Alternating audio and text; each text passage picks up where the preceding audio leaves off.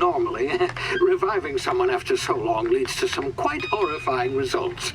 It's called explosive cell death, but it's really more of a liquefaction. Something wrong? Oh, yes, well, not to worry. I've pumped your body full of a special concoction I devised to keep you from dying so horrifically. Hopefully at all, but I guess we'll see, yes? The Outer Worlds is a science fiction role-playing game which came out in 2019 that I hadn't paid much attention to previously. I got the game for free through the Epic Games Store far after its initial release date, as I was looking for something to scratch that Skyrim/Fallout itch that wasn't just playing Skyrim or Fallout again. Considering it was developed by Obsidian, who arguably made one of the best role-playing games of all time, Fallout New Vegas, and also one of my personal favorite games of all time, Knights of the Old Republic 2, both of which were only made in 18 months, free seemed like a pretty good deal. I had heard some mixed reviews about the game, so I went into it with the expectation that I would probably have some fun, but wasn't going to be a masterpiece like Fallout New Vegas or Skyrim. However, I quickly became pleasantly surprised by how much fun I was having. The game's strongest element is the writing, by far. It's a well-developed world with stories and quests that have intricate ways to solve problems. Like many Fallout New Vegas quests, there's also nuance built into the decisions you make throughout the story, and characters are never depicted as all good or all evil. It's not all perfect, however. The perks and leveling up system is good enough, but I think there needs to be some more substance to many of the perks, as many of them just upgrade stats like carrying capacity, walking speed, 5% increase to this, 10% increase to that. I'm not reviewing the game in this video, but I just felt the need to point out that it's not a perfect game in my eyes. But the element of the game that surprised me the most while I was playing was the presence of science within the game. At its core, science is a huge theme throughout the game, and by science, which is a broad term, I mean the institution, the idea or promise of science, and also many scientists appear throughout the game. One of the main characters, Phineas Wells, is an outlaw who breaks you out of cryosleep to help him on his grand quest to save the future of the whole solar system. But as a part of his personality is that he is a scientist, and that identity informs a lot of his decisions and knowledge throughout the game. When creating your character, you get to pick an occupation that you had while you were on Earth, and the occupations are meant to be jobs that would be identified as unskilled labor, which is a capitalist myth made up by those in power. But it's meant to set up the joke later that everyone in the future is so overworked and consumed by the corporations that a frozen Walmart cashier from 75 years ago is significantly more capable than anyone else in the colony by far. I was really surprised to see that one of the occupations was Scientist Assistant Level 0, Class A, and that was an option, which is totally a made-up position title, but you were essentially described as a glorified dishwasher, and also someone who to be experimented on. And as a scientist myself who went through undergraduate research, I have fond memories of being the dedicated dishwashers in the lab, as is the rite of passage for all undergraduate researchers in science. While you don't actively get experimented on in your lab, many undergraduates also spend a ton of time doing oddball research around campus, just to get a little bit of lunch money so you can have some like egg and cheese bagels every single day like I did. And on the note of training to be a scientist, science is a skill in the game. That career gives you a measly +1 bonus to your science skill. But science being a skill is not a new thing for science fiction role-playing games, and honestly it's not the most useful in the Outer Worlds, like at all. Its main purpose is for doing checks that require science knowledge, but also buffing the damage of energy weapons and special weapons called science weapons, which are akin to Daedric artifacts in Skyrim if you've played that. My favorite being one of the DLCs. There's a heavy machine gun that uses soda as the ammo, which, as a lover of crisp carbonated beverages, I really enjoyed that weapon, even though on my first playthrough, I decided instead to smack everyone in the face with a chainsaw axe, so I wasn't really specialized to use it by the time I found it, but I did think it was really cool. I'm getting a bit sidetracked, and if you haven't played the game, some of what I just said probably sounds totally insane, and The Outer Worlds is an insane game, as the world would be under the dredges of corporation overreach. But before we jump into the specific arc I'm interested in, and its relation to science, you might be wondering what The Outer Worlds even is about. I imagine if you clicked on this video, you're like me, where you've either played the game or you don't care about spoilers, but if you do care about spoilers, I will be covering the first few areas of the game, and I'll try to avoid large spoilers about the main story. The main story is actually really rooted in science and ethics as well, and there's some interesting commentary to be made there. But I will save all of that for a different video. Welcome to my channel, Hemoglobin, where I talk about the intersection between science and pop culture, but from a social science perspective. This is Science, Society, and the Outer Worlds, the doom that came to Roseway.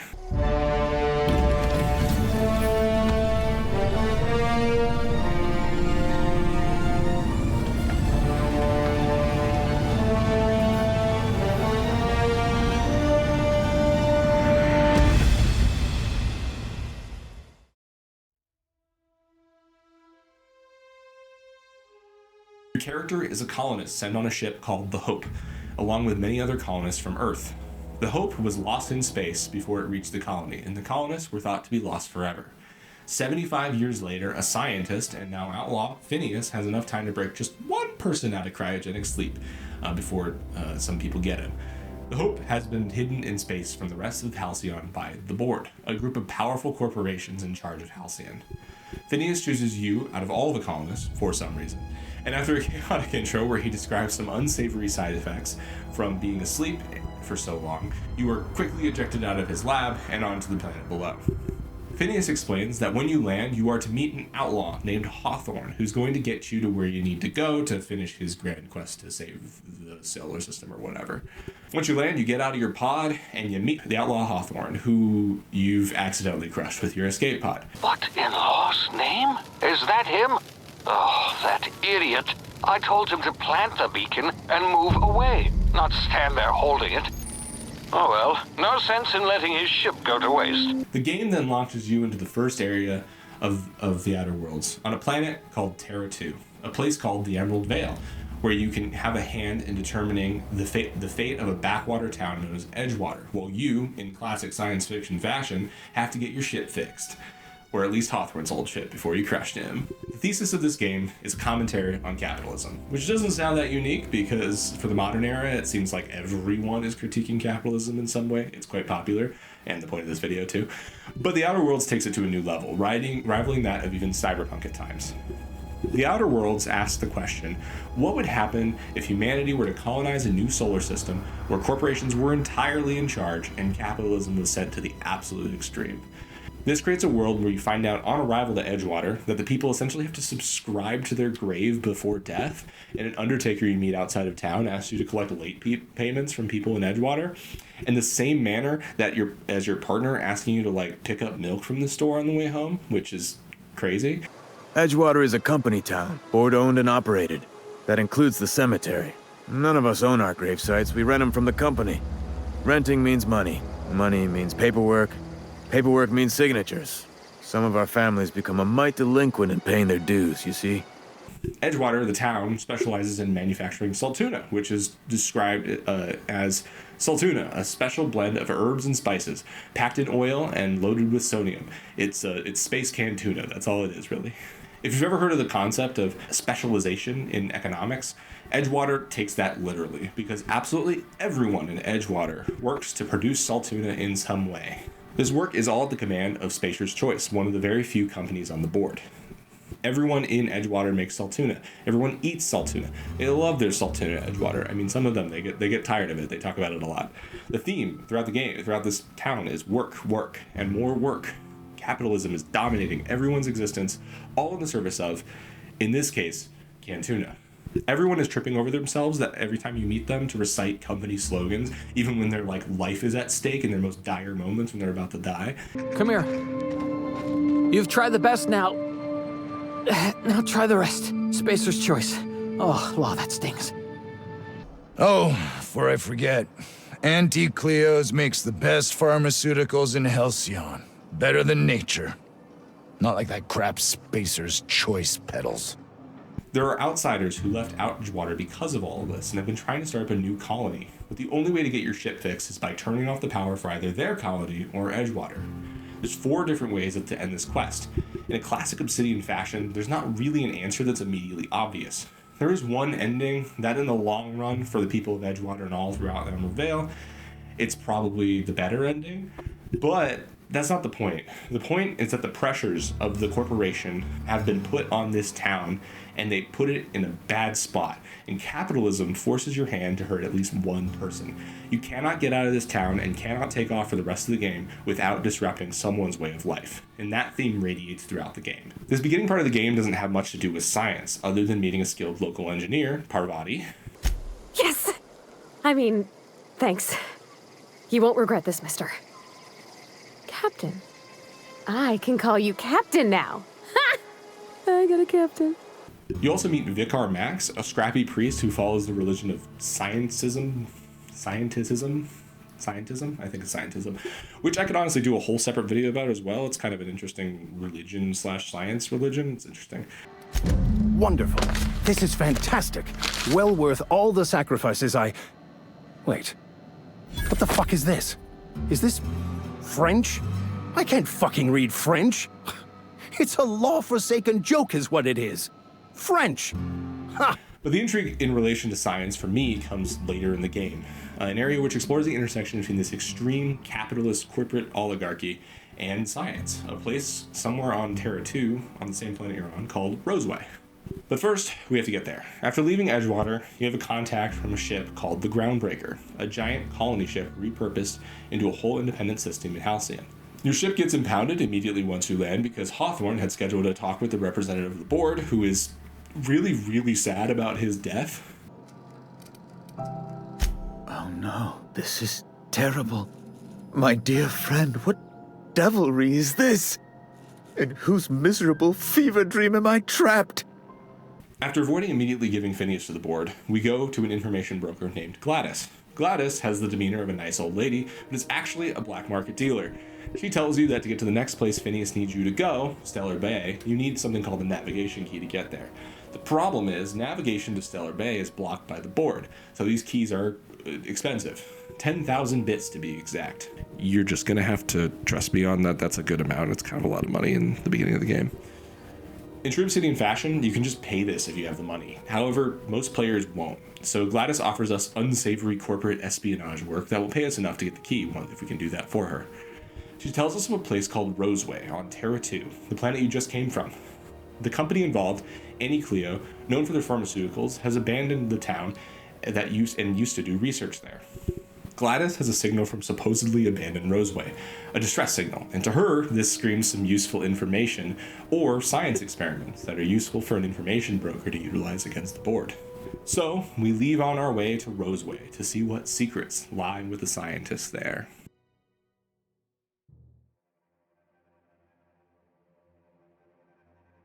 Landing on Roseway's spaceport, there are no welcoming committees.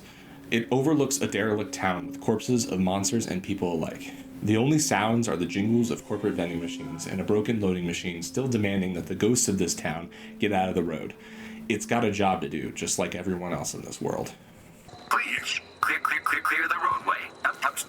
Obstruction of commerce is punishable by a fine of no less than 10,000 bits. You find logs that tell people evacuating the town, not recently, but rather long ago, when people first thought it was abandoned.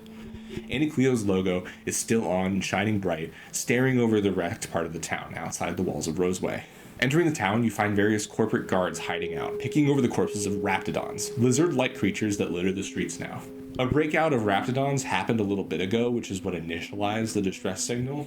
There are also some bandits roaming around the land of Capitalism, the chaos, you find out. You learn that there are 3 scientists in this town that have research that they are working on in secret for Andy Cleo, or for themselves, we'll find out later. Let's start with the first one, Orson Shaw. When you find him, he's wrapped up in medical gear, barely able to talk through his mask. He assumes you are a bandit here to kill him, and he just asks you to finish him. Ah, outlaws, I assume. Do me a favor and let me finish this, will you? And then make it quick, please.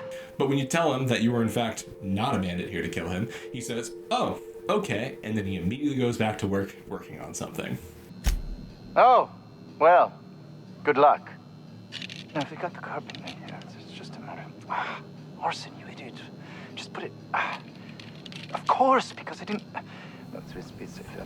He does this for like 15 whole seconds. It's like if you let him go, it'll be really funny. It goes for a long time. Orson Shaw is a classic stereotype of a scientist. He's very focused on his work, aloof, and has poor social skills. He's working on a schematic for a gun upgrade which he has lost in a laboratory near the settlement. Should you choose to get it for him, he would really appreciate it, although he's not very good at showing that. Orson is, in my opinion, the least interesting character here. He just fits into a stereotype, and his wants and needs are very simple. He's depicted as a detached scientist who values his own personal projects before everything else here, even with all the corpses riddled around him. You'll find logs throughout Roseway that detail how people have to explicitly keep Orson from entering areas or having access. They treat him like he's some annoying child to be contained rather than a valuable colleague because of his personal desires to do whatever he wants to do. The gun he is making is unsanctioned by Auntie Cleo, and if you tell the head scientist about Orson's activities, don't worry, we'll get to the head scientist later, he says, that's great actually, because it will just keep Orson out of his hair while he focuses on his own projects. Orson? Good. It will keep him from wasting my time. Sounds like he might actually be doing something useful for once. If you get him the parts, or the schematic, he says thanks, and will contact you about a fun upgrade a few days later. I think Orson is like a perfect insert of what most scientists with one-dimensional character designs end up with in games. And that's not necessarily a bad thing. Characters who don't have a lot going on or don't change in any significant manner are the bread and butter of role-playing games. But the reality is, this interpretation of scientists doesn't represent the large majority of people in science. There are certainly some scientists like Orson who are purely dedicated to work and have zero social skills. But Orson's depiction can be a bit harmful to how people who play the game perceive scientists, and that kind of perpetuates this divide that exists between scientists and non-scientists. However, I also understand where the developers are coming from. I just don't feel like they engage with that relationship like they do with the head scientist later. But before we talk about him, the second scientist is Vaughn Cortez, an endocrinologist who studies raptidon hormones.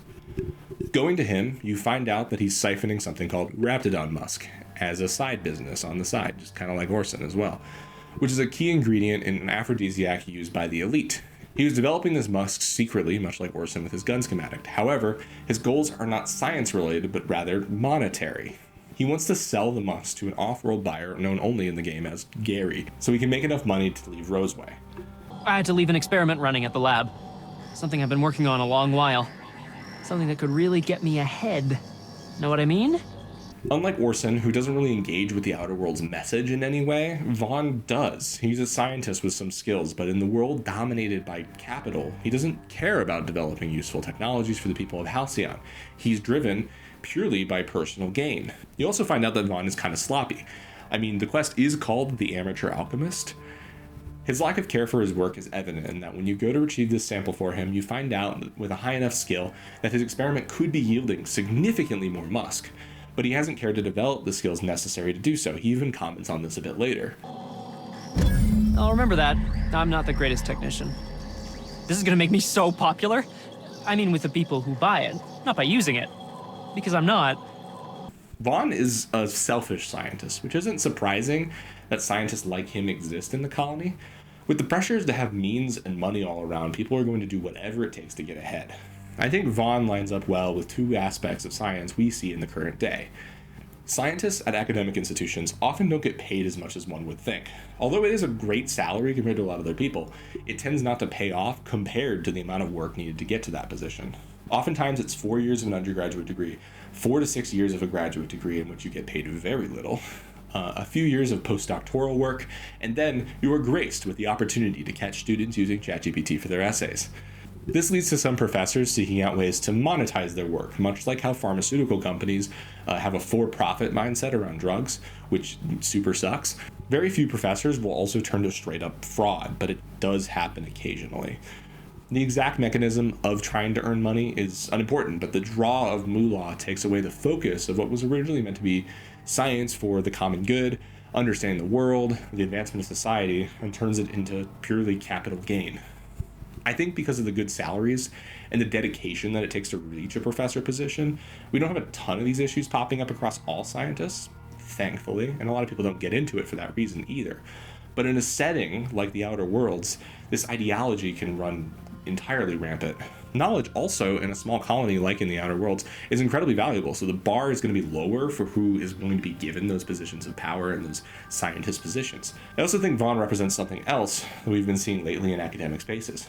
More and more people are going to college, which is great, but the motivation for a lot of people, understandably, is to make more money.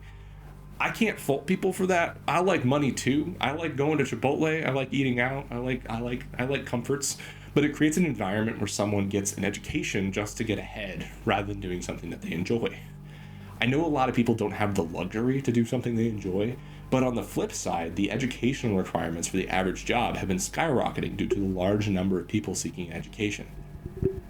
Bit of an editor's note, while that article had a bit of a condescending headline, but they did a report in there that said a good job is defined as one that has a national minimum salary of $43,000, which is like that you're gonna have to get a bachelor's degree to make that much money, which is not a lot at all.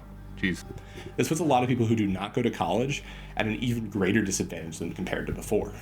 It used to be that having some writing skills could get you a decent job, but needing to be backed by official degrees now for jobs that really don't require them is hurting the workforce and universities, and scientists especially too.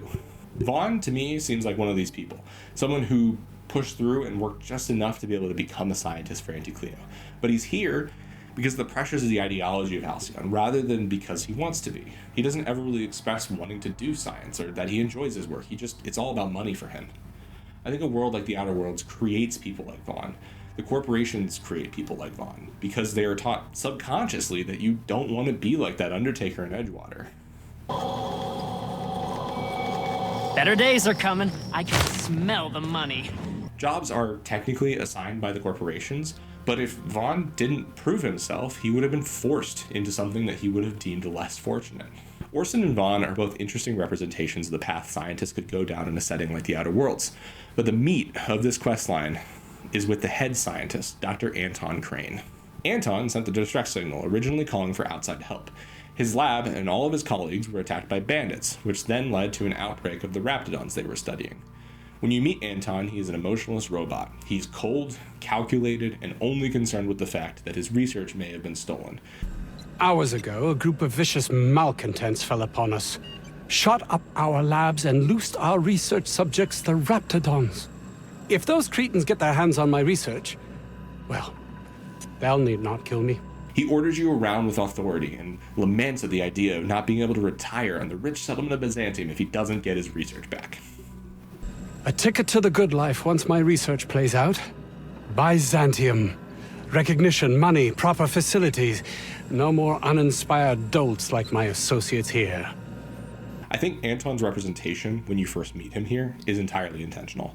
There have been many surveys for the last decade or two that say non-scientists actually trust scientists in terms of their competency and ability to do science, but a large majority of them find them cold, non-emotional, and difficult to relate to. When I first played this, I thought, wow, this guy sucks, and he's just falling into a similar stereotype as Orson. The nail in the coffin for that interpretation and initial assessment was, as he details his problem of his missing research to you, he suddenly remembers that he left his student, Jameson, in a lab as it was attacked, and he's like, oh crap, I just realized he's not here. The lab's entrance is in the side of a hill. You can't miss it if you just follow the road. You'll pass by the town's original, by the Grand Architect. Jameson, he's in the old lab. My protege. I sent him to retrieve some metabolic precursors, and I forgot him.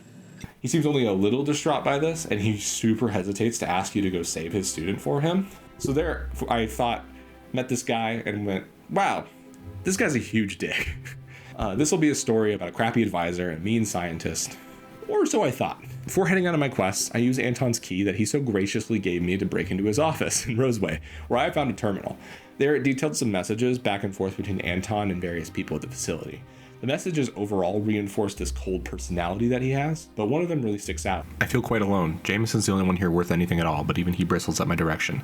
This is quite likely a natural reaction to my pushing him so relentlessly, but if he ever hopes to reach Byzantium, he needs someone applying the correct amount of pressure. I hope he'll come to see the truth, but should that prove impossible, I can at least ensure his work doesn't damage my chances. I shall be keeping an eye on his reports to see if they too warrant revision. I can't abide by any more demerits against us. I heard Jameson talking to Vaughn today. He was railing against me, claiming I'm using him and everyone here for my own ends.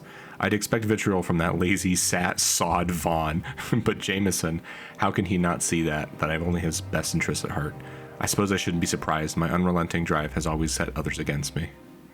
Anton messages about how he believes Jameson, the student he lost and totally forgot about, is the most valuable person in the colony to him, and that one day he hopes that he can guide him and mentor him so that he can retire on Byzantium as well, because he believes he deserves that.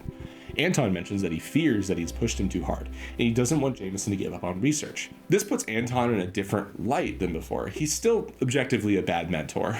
I've never been left for dead in a facility infested with lizards by my boss before, so that's a bit of a mark on his record.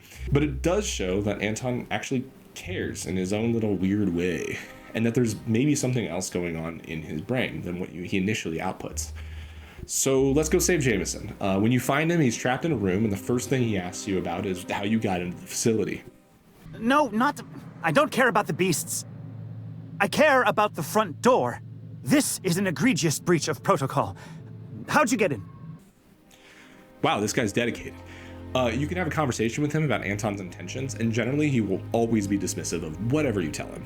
He claims that Anton only really wants him for a key part of his research that he has, which Anton never actually brings up if you ask him about it. He doesn't know what he's talking about. He complains about Anton's hands-on mentoring style, and he's convinced that Anton only cares about himself, which might be a little true. Unfortunately, the best that you can do is save Jameson from, not dying, but his relationship with Anton can't be saved. Leaving people for dead is hard to come back from even the most charismatic of RPG characters. However, saving Jameson is essential to make sure that Anton gets out of this quest in the best way possible, so you should definitely go try to save him. When you return, he expresses sadness that he couldn't do better by Jameson. He actually starts to open up a little bit and get past that cold exterior. I actually at this point got some persuasion dialogue options where you can start to speak to him about the issues with the company and really interrogate him about what is actually keeping him here and why he's so dedicated to his work. He's a bit dismissive, but he'll say, "You've given me something to think about." Jameson, I didn't do right by him, did I? Only cared about how he helped or hurt my research. Not here in this colony, there isn't. Outside Byzantium, life is worthless, without meaning. I must get there. I can't believe you're right. If I did, I don't know what I'd do. That's easy for you to say. You're not trapped like I am. I honestly don't know.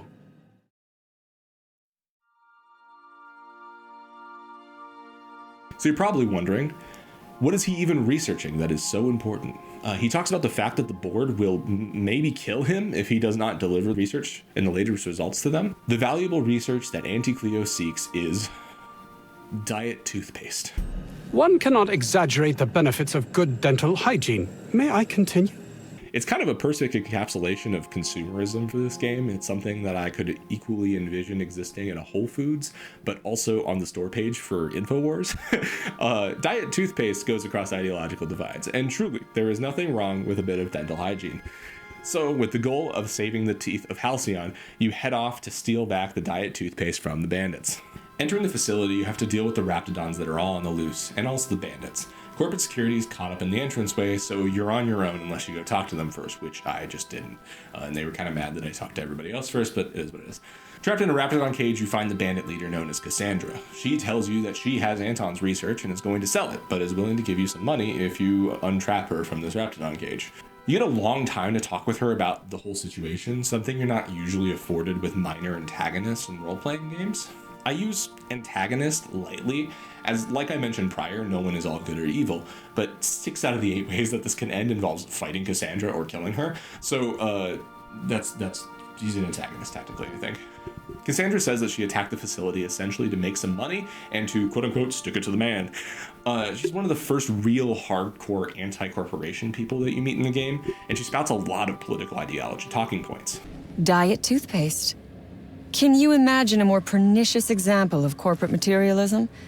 I do not know what is worse, working here or dying here. When you dig a bit deeper, you find out that she thinks that killing all of the scientists in this lab is okay because they were slaves to the corporation and that they are better off dead than working for the company. Yes, we raided the lab, shot some guards, killed a few scientists in the crossfire, but it was all for a higher cause. All wars have casualties. I regret taking a life, but we were doing them a mercy. Better to die than live in a state of slavery. You can essentially say after that, oh, so you're a murderer with a conscience. And Cassandra, because of her ideology, kind of reminds me of the story of Patty Hearst, have you ever heard of that? And some radical left-wing groups of the 70s. It's a bit of a wild story. Don't have time to explain all of it. Look it up if you have time. I'm going to link in a podcast I listened to on the road. It's really cool. But essentially, they have a lot of viewpoints that are like, and stuff that she says that goes, yeah, that makes sense. I really wish we could change that. But the style often results in the killing of innocent people in the name of a greater good that you agree with, but it doesn't really target the truly ugly oligarchs who actually caused the problems in the first place. It's very, you gotta crack a few eggs to make an omelet kind of ideology. And at the end of the day, if you're semi-good at talking to people on a few different skills, she's not really interested in dying in an abandoned facility for her ideology, and she will give you the research, and you can let her go. Another thing you find out while you're at the facility is, surprise, it's not just diet toothpaste after all. You can figure this out early on with a high enough science skill by talking to Vaughn, but it's more of a hint as compared to the direct confirmation you get from the terminal in Anton's lab office.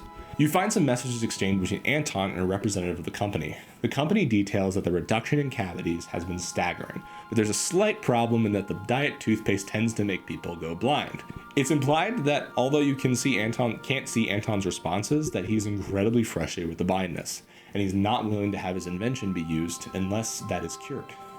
The company says that the marketing team actually is going to handle that whole blindness thing, because while they have discovered that it's great, they've also found that it has an appetite-reducing effect, much like GLP-1 receptor drugs or weight loss drugs of this modern era. The company falsely believes that this means that they can feed their colonists less, and Anton is obviously not pleased with this, and he resists against it, but his retirement to Byzantium is dangling over his head, and he's committed to giving that recipe to the company. This further fleshes out Anton's characterization, which is, at his core, he cares about science being widely used for the colony, unlike Vaughn. He also cares about the impact that his work will have on the average worker. And that's what it clicked for me. Anton, he's depicted as cold and calculated. Sure, he's not a good mentor, but at his core, he's actually a good person. He dedicated his life to work he thought would help people, and after all this time, it makes sense that he's so focused on just being rewarded for that. This characterization is much more in line with what I think the average scientist is like. Not all scientists, obviously, but a large majority of scientists don't get into it because of a hyperfixation like Orson, or because of the money like Vaughn, but rather because science can lead to improving people's lives, and they get interested in that good value. Scientists are public servants after all, and it may feel like they're elites who hide out in their institutions at times, but scientists feel that they actually have a duty to non-scientists to communicate to them, to help them, as tax dollars cover basically all the research we do here in the US. Thanks for that, by the way. It's great. Keep doing that. There's a few ways that this quest can end for Anton, one of which I think really hits on this point. First, if you give him the research but did not cause any disillusionment with the company, you can find him later on in Byzantium seeking his retirement, which you learn later in the game is not such a great thing later on, but if you want to know more about that, you should just play the game and find out. If he doesn't get his research, or Jameson isn't saved, he takes his own life, seeing that there's no other way out of the situation, worried that Andy Cleo is going to come get him, essentially. Finally, if you persuade him about the issues of the company, you save Jameson, you make sure Cassandra gets away, and you give him the research, he will thank you for your help and go back to work. However, if you pass the time a few days, you can later find Anton aboard the Groundbreaker, at a local bar called The Hope. You find out that he realized you were right, and he just left. He found Cassandra, actually, and they decided to sell the data together and get out of Roseway. You can offer him a job with Phineas, but he says that his research days are behind him. Phineas Wells? Either you're having a laugh at my expense, or you keep very strange company. Regardless, I want nothing to do with any research of any kind. I'm done with that. And that is the pinnacle of this quest, realizing that in a setting like the Outer Worlds, scientists like Anton are pushed out of science. When everything is based on capital gain and value, science loses good people and good innovations. Sure, Anton is not a good mentor. Like many scientists of today, they're not trained to be good communicators or even teachers, even though I think they should be, and that's something I really like to focus on. It's often research first. Faculty are rated more on their ability to generate publications and value for the bottom line of universities rather than the value for the common good, or the ability to teach the next generation. And industry scientists with pharmaceutical companies are not much better. They have a for-profit mindset. I don't want to end on such a bleak note.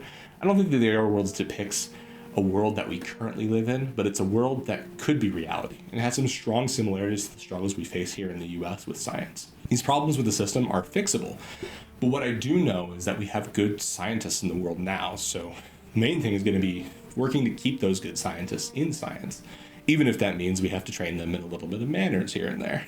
And at the end of the day, if that doesn't motivate you, I like tuna sandwiches, but I don't want to eat salt tuna all day. So if the promise and value of science doesn't motivate change in that way, maybe just hate of tuna will do it for you.